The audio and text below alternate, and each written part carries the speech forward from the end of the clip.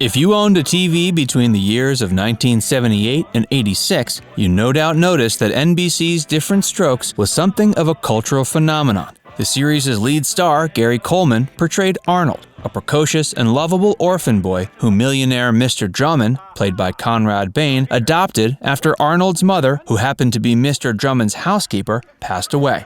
Arnold's brother Willis, played by Todd Bridges, also played a key role in the series. It ran for 189 episodes over 8 seasons and became well known for its very special episodes that tackled complex societal issues like racism, drug use, and child abuse. Diff'Rent Strokes is also notable for the drama and controversy that surrounded its young actors during and after its run. In this video, we're going to discuss 13 behind-the-scenes facts you might not know about the series that coined the catchphrase, "What you talking about, Willis?" Stick around to see how Gary Coleman played a part in coming up with that iconic line.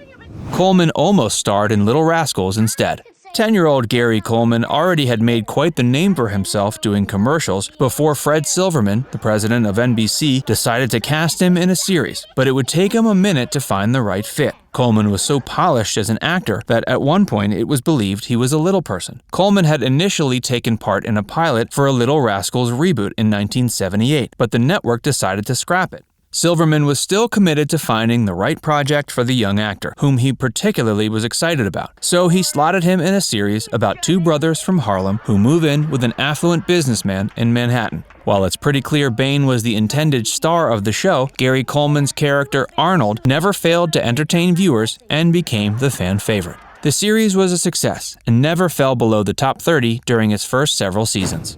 White supremacists were livid. Diff'Rent Strokes never really went out of its way to deliver a particularly political message, but some racist viewers were irate about the idea of a rich white man adopting two black kids. After the series debuted, Bain regularly received condemnatory and threatening letters from the Ku Klux Klan and other white supremacist groups. Todd Bridges, who played Willis, also endured harassment by alleged Klan members.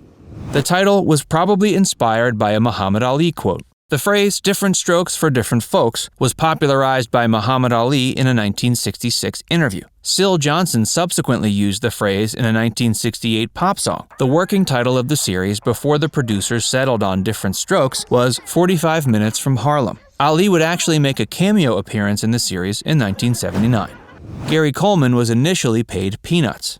Although he was one of the driving forces behind the series, Gary was paid relatively poorly when the show first debuted. $1,800 per episode is a downright shameful paycheck for any actor, let alone one who would become the main attraction of a series. His parents, who also happened to be his contract negotiators, were able to get him a raise to $30,000 per episode for season 2. In 1981, they made another request for higher payment, but while the contract talks were still in the works, Coleman sat out of several episodes during the beginning of the 4th season. Eventually, they were able to agree upon a $70,000 per episode figure, and Coleman once again rejoined the cast, at which point he became NBC's highest-paid comedy actor at the time.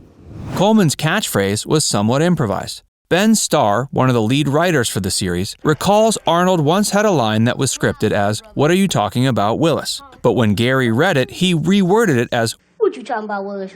It subsequently became one of the most popular and pervasive catchphrases of the 80s. The producers of the show tried their best not to overuse the phrase. They attempted to space its usage out for future episodes so it wouldn't become worn too thin. But that wasn't completely successful. By the late 90s, Coleman completely refused to say the line. By the way, if you're enjoying this video so far, make sure you give it a like and subscribe to our channel. And keep watching to find out how Gary Coleman said goodbye to his Arnold character once and for all in the mid-90s.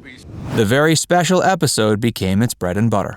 It wasn't altogether uncommon for sitcoms to take on serious themes and subject matter. Back in the 70s, you had Edith Bunker from All in the Family getting assaulted in one particularly controversial episode, but in the 80s, comedies routinely tackled controversial themes just to get a bump in ratings and a little bit of press coverage. In 1983, an episode ran that depicted Arnold and his friend as being preyed upon by a child molester played by WKRP in Cincinnati's Gordon Jump. The episode was so successful that the Diff'Rent Strokes ran with the formula and began to routinely pump out dozens of very special episodes, addressing issues like eating disorders, alcohol abuse, hitchhiking, and drug use, to name a few. The series finale in 1986 was also a very special episode that featured Arnold investigating a steroid scandal for his local school paper. Alan Thicke helped write the theme song. He played Jason Seaver, the lovable patriarch on Growing Pains, and also fathered pop singer Robin Thicke. He also had a great deal of musical talent. In the 80s, he composed quite a few highly memorable TV theme songs. Not only did he write the theme for The Facts of Life, he co-wrote the music and lyrics to the Diff'Rent Strokes theme song. In 2012, an interviewer for Glamour.com got Robin Thicke to sing the Diff'Rent Strokes theme on camera. Coleman's kidney problems. Contrary to popular misconception, Gary Coleman wasn't a little person. Rather, his short stature was the result of a rare genetic birth defect that resulted in a particularly troubling form of kidney disease. He was born with one already crippled kidney, and the other one was failing by the time he could walk. At the age of 5, he received his very first kidney transplant. He had to get a second one in 1984 and underwent another life-saving operation in 1986. The drugs he had to take to help manage his illness greatly suppressed his growth. When he was 14, he learned he would never grow taller than 4'8". There was even an episode of the show dedicated to Arnold coming to terms with the same ailment. Arnold cameoed on other shows.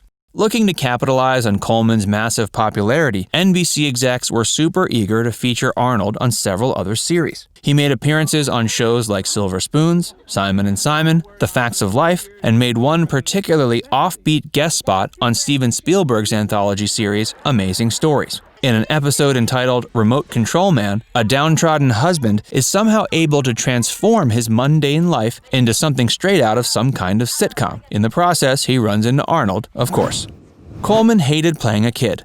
As Gary grew older and approached adulthood, he became increasingly tired of playing a child. For the final season, he was finally able to successfully convince the writers and network to put Arnold in high school so he could take on more mature plotlines like dating and driving. He also somehow managed to convince NBC to give him a role in a drama in the 1985 made-for-TV film Playing with Fire. In the movie, he plays an adolescent arsonist who intends on setting the family dog aflame. Just like all the very special episodes of Diff'Rent Strokes, the film finished with an in-your-face moral message and encouraged any aspiring pyromaniacs to seek therapy.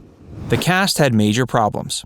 The Diff'Rent Strokes cast members had their fair share of struggles. Dana Plato, who played Kimberly Drummond, wrestled with drug addiction for years. At one point, she even robbed a video store to support her habit. Unfortunately, she died of an overdose in 1999. Coleman died in 2020 after suffering from complications related to a fall, and Bridges got caught up in a number of drug-related incidents before finding a straight and narrow path. In 2000, he appeared in a documentary produced by Fox about the making of the TV show he grew up on. For the film, Bridges played a drug dealer who ends up selling drugs to an actor that played his younger self. In 2006, Bridges' actual sister, Verda, played his mom. Coleman reprised his role for the Fresh Prince of BEL-AIR. Gary was vocal about his desire to move on from the series, but in 1996, he agreed to play Arnold one final time for a guest spot on the series finale of The Fresh Prince of BEL-AIR. After the Banks family decides to go their separate ways, Will Smith starts showing their home to various potential buyers. One such person was Mr. Drummond, accompanied by Arnold. After Arnold whips out his signature catchphrase, Mr. Drummond informs him that line was a lot funnier when he was still a kid. The Drummonds were paying $3,500 in rent. In an episode called Push Comes to Shove, Mr. Drummond complains the new lease on his luxury apartment will cost him $28,000 more a year. His landlord further explains the property is now worth 3 times as much as it was when he originally leased it. Doing a quick bit of math, you can determine that the Drummonds were paying about $3,500 a month for their luxury accommodations. That same property, located at 900 Park Ave, has units for rent ranging from $17,000 to $20,000 today.